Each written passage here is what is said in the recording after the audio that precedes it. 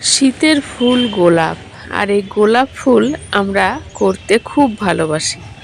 অনেকেই চেষ্টা করি, অনেকেই আবার পেরে উঠি না। সঠিক কিছু নিয়ম আছে, যে নিয়মগুলো মেনে চললেই এইভাবে গোলাপ আমরা পেতে পারি।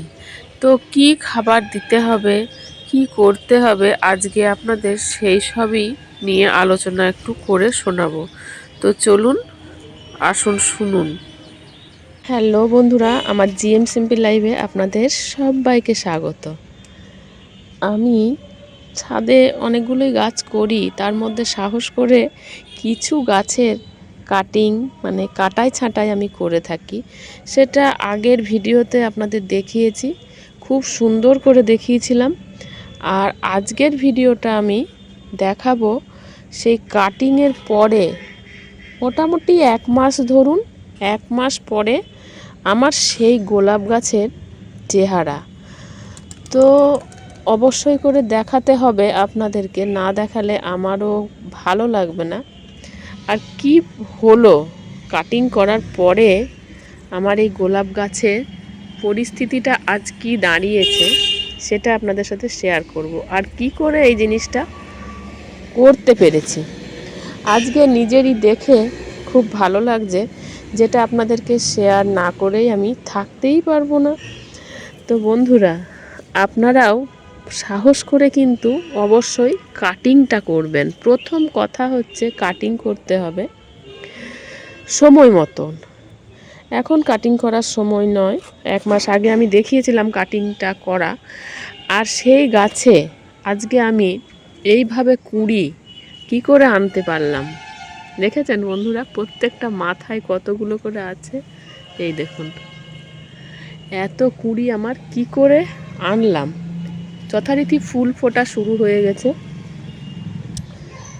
আর এই ফুল কি করে ফুটছে, কি করে ফোটাচ্ছি, সেটা আপনাদেরকে জানতে হবে, মানে জানাবো আমি। সেই জন্যই আজকের এই ভিডিওটা করা। প্রথম কথা, কাটিং করলাম। কাটিং করে তার আগের থেকেই শুরু করেছিলাম। গোড়া পরিষ্কার রাখতে হবে, বলেওছিলাম আপনাদেরকে। গাছের গোড়া অবশ্যই করে পরিষ্কার রাখতে হবে, গোড়ায় যেন রোদ্দুর পায়। আর খাবার হিসেবে কি দেব সেটা অবশ্যই বলবো আপনাদেরকে। এই গোলাপ গাছে বন্ধুরা কি খাবার দিয়েছি সেটা অবশ্যই আমাদেরকে দেখতে হবে। কেন, এই খাবারটা হচ্ছে মেন। গাছে যদি খাবার না দেয়া হয় তাহলে কি করে ফুল আসবে, কি করে গাছের গ্রোথ হবে? সেই কারণে গাছে খাবার খুবই দরকার। তো খাবার হিসেবে বন্ধুরা আমি দিয়েছিলাম, আমাদের যে ঘরেই পাওয়া যায়, রান্নাঘরেই পাওয়া যায়, রান্নাঘরের চা পাতা, ইউজ করা চা পাতা অবশ্যই করে ভালো করে ধুয়ে নিয়ে সেই চা পাতাটা একটু শুকনো করে গাছের গোড়ায় দিতে হবে। হ্যাঁ বন্ধুরা, চা পাতা সেটা ভালো করে ধুয়ে নিতে হবে আর একটু শুকনো করে নিয়ে গাছের গোড়ায় দিলে খুব ভালো হয়। এই দেখুন, আমার গোড়াটা দেখলেই বুঝতে পারবেন চা পাতা দেওয়া আছে অনেকটাই করে। যতটা চা পাতা দিতে পারবেন। আর যদি ফ্রেশ চা পাতা দেন তাহলেও হবে, কেননা ফ্রেশ চা পাতা দিলে আপনারা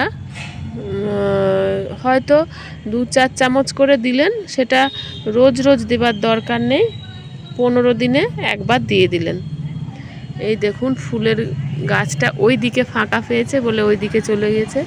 আর তার সাথে বন্ধুরা অবশ্যই করে সর্ষের খোল আপনারা ভিজিয়ে রাখবেন, মোটামুটি ওই 8-10 চামচ, 3-4টে গাছে দেবার মতন ভিজিয়ে রাখবেন। ভিজিয়ে রেখে সেটা মোটামুটি 7 দিন ভেজানোর পরে সেই জলটা সম্পূর্ণটাই গাছে দিয়ে দেবেন না, পাতলা লিকুইড করে সেই জলটা অবশ্যই করে দিতে হবে।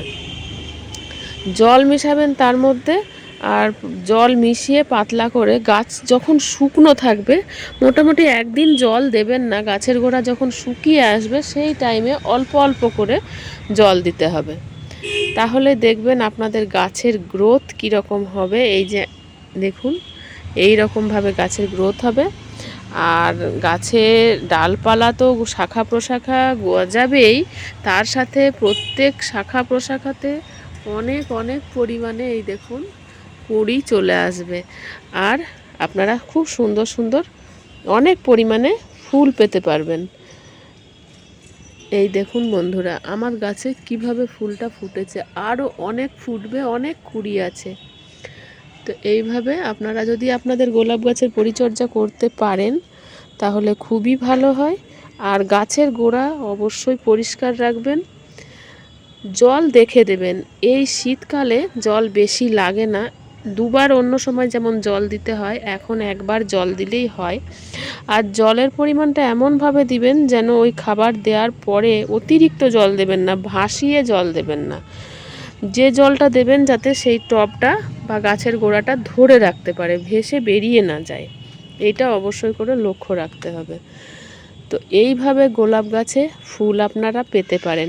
এখনও সময় আছে বন্ধুরা, শীতকালীন ফুল এই সবে শুরু হয়েছে। এখনও যদি আপনারা গোড়ায় একটু সর্ষে খোল ভিজিয়ে রেখে 7 দিন পরে ওই রকম একটু একটু করে দিতে পারেন, তাহলে কিন্তু গাছের এতটুকু হেলদেল হবে না, সুন্দর গাছও থাকবে, গাছে ফুল হবে প্রচুর, কুঁড়ি হবে, তার থেকে ফুলও আসবে। হ্যাঁ বন্ধুরা, গাছে জল অবশ্যই দেখে শুনে দিতে হবে। গাছের গোড়া যদি ভিজে থাকে তাহলে গাছে জল দেখে দেবেন। এখন শীতকালের সময় দুবেলা জল দেবার কোনো দরকার নেই, ঠিক আছে? একবেলা জল দেবেন। আর যদি দেখেন যে গোড়া ভিজে আছে তাহলে সেরকমভাবে জল দিবেন, কম পরিমাণে। গোড়া ভিজে পচে নষ্ট হয়ে যেতে পারে। আর একটা জিনিস বন্ধুরা, গাছকে, গোলাপ গাছকে কখনোই এই ফুল ফোটার সময় শীতকালে শেডের নিচে রাখবেন না। এই গাছ এই সময় কিন্তু খুব রোদ নিতে পারে, আর শীতকালে রোদের পরিমাণটাও কম থাকে, সেই কারণে রোদে অবশ্যই রাখতে হবে। আর যত রোদে রাখবেন, রোদ পাবে, তত গাছ সুন্দর হবে, গাছে ফুলও ফুটবে, সেইভাবে ফুটবে। গোড়া পরিষ্কার যেমন রাখবেন সেরকম যেন গোড়াতে রোদ পর্যন্ত পৌঁছায়, এইভাবে গোড়া পরিষ্কার রাখবেন।